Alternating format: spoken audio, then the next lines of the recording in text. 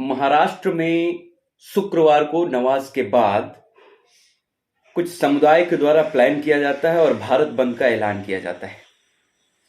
शुक्रवार को मुस्लिम समुदाय ने भारत बंद का ऐलान किया, जिसके चलते महाराष्ट्र के 3 जिलों में भारत बंद किया गया, धरना प्रदर्शन किया गया, जिसमें कुछ अराजक तत्वों के द्वारा वहां पर तोड़फोड़, आगजनी और वाहन के जलाने जाने और पुलिस के साथ अभद्रता की बातें करना और ऐसी तमाम घटनाएं सामने आती हैं।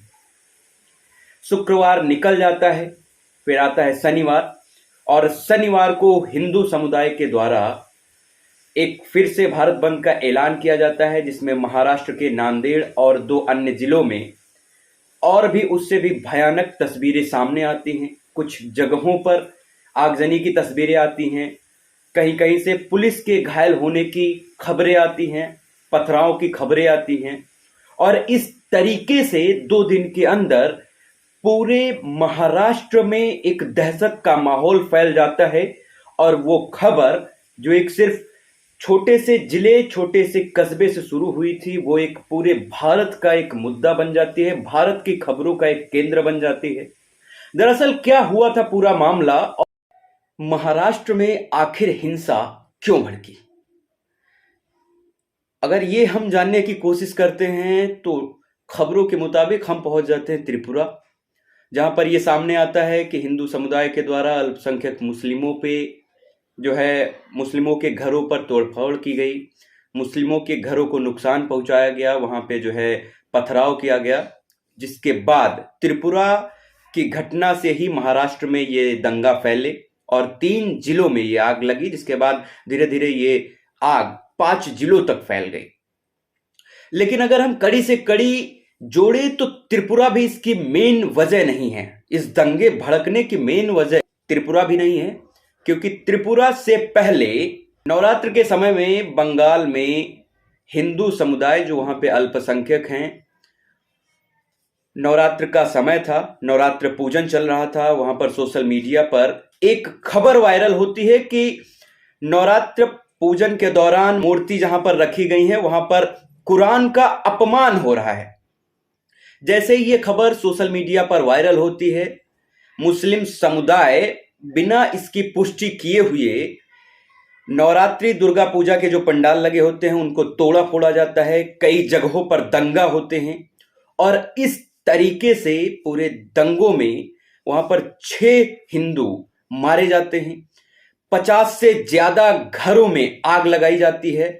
और ये आगजनी की और तोड़फोड़ की बातें जब आगे बढ़ते हैं तो ये एक भारत में मुद्दा बन जाता है कि वहां पर हिंदू समुदाय खतरे में है, वहां पर दुर्गा पूजा में मुस्लिम समुदाय के द्वारा तोड़फोड़ की गई है, पंडालों में आग लगाई गई है, मूर्तियों को तोड़ा गया है।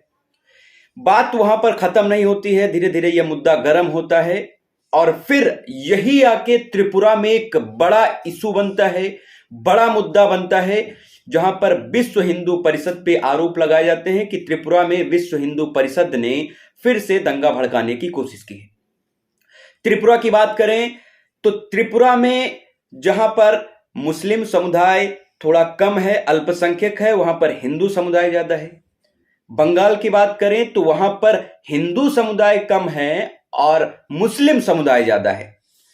तो ओवरऑल दंगे की शुरुआत बंगाल से शुरू हुई, बंगाल के बाद त्रिपुरा आई और त्रिपुरा के बाद अब ये आग महाराष्ट्र में भड़की है, और महाराष्ट्र के बाद ये आग कहां कहां भड़केगी ये बता पाना मुश्किल है।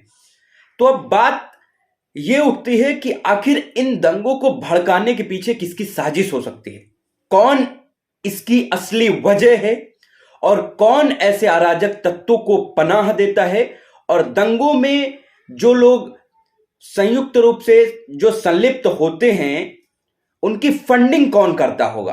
क्योंकि जिस तरीके से 10-5 हजार 50 हजार की भीड़ इकट्ठा होती है, जिसको अपने परिवार का ना तो परिवार की सोच है कि परिवार के साथ क्या होगा या हादसे में मेरा क्या होगा, इनके पीछे कोई ना कोई ऐसी वजह जरूर है जो दंगा भड़काने में एक अहम रूप निभा रही है। फिलहाल हम आपको बता दें कि अभी महाराष्ट्र के हालात काबू में हैं। लेकिन अभी दंगा कहां पर भड़क सकता है ये कहना अभी साफ तौर पे मुमकिन नहीं है। हालातों को देखते हुए त्रिपुरा में 144 की धारा लगा दी गई है। वहां 3 दिनों के लिए नेट बंद कर दिया गया था। लेकिन सरकार से सवाल यह भी है, क्या 144 धारा लगा देने से और इंटरनेट सेवाएं बंद कर देने से क्या हम दंगों पर काबू पा जाएंगे? जो दंगों की आग जो सोशल मीडिया के द्वारा अफवाहें फैलाई गई, क्या वो भारत में और कहीं पर दंगों की वजह नहीं बन सकती? जिस तरीके से खबर उठी पहले कि बंगाल में दुर्गा पूजा के दौरान मंडप में कुरान का अपमान होता है, उसके बाद फिर त्रिपुरा से यह अफवाह उठी कि त्रिपुरा में मस्जिद को तोड़ा गया है, बुलडोजर से मस्जिद को तोड़ा गया है, मस्जिद में आग लगाई गई है। यह अफवाह जैसे ही महाराष्ट्र पहुंचती है तो महाराष्ट्र में दंगा शुरू हो जाते हैं। तो ये कौन अराजक तत्व हैं जो इनके पीछे हैं, यह जानना बेहद जरूरी है, वरना ऐसे ही दंगे होते रहेंगे। हम आपको आगे की पूरी घटना बताएं, इससे पहले जरा इस वीडियो को देखिएगा।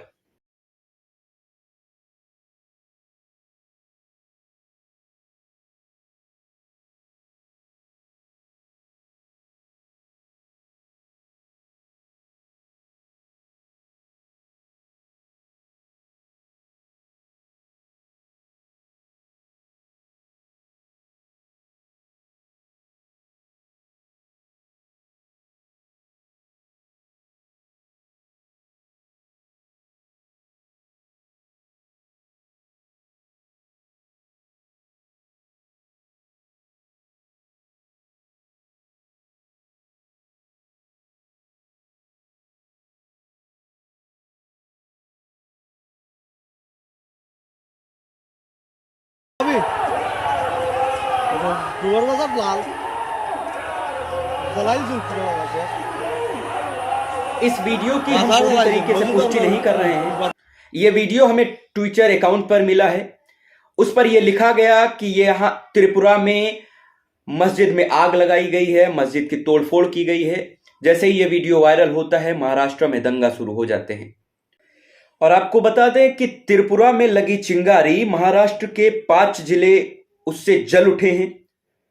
अमरावती, मालेगांव, नांदेड़ ये महाराष्ट्र के जिले हैं जिसमें तोड़फोड़, पथराव, आगजनी जैसी समस्याएं सामने आई हैं।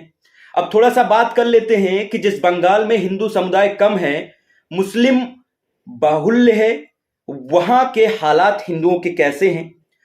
बांग्लादेश के इतिहास में हिंदुओं पर सबसे ज्यादा 1971 में बांग्लादेश मुक्ति संग्राम के दौरान हमले हुए।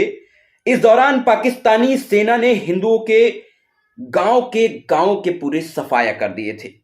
एक रिपोर्ट के मुताबिक लगभग 30 लाख हिंदू परिवार इसमें निस्तानाबूद हो गए थे। 30 लाख हिंदू परिवारों की मौत हुई थी। और इस तरीके से बंगाल में आज भी वो दहशतगर्दी का माहौल कुछ कट्टरपंथी समुदायों के द्वारा हिंदुओं पर बनाया जाता है, जिसके चलते ये बांग्लादेश से दंगा त्रिपुरा पहुंचा और त्रिपुरा से महाराष्ट्र पहुंचा है।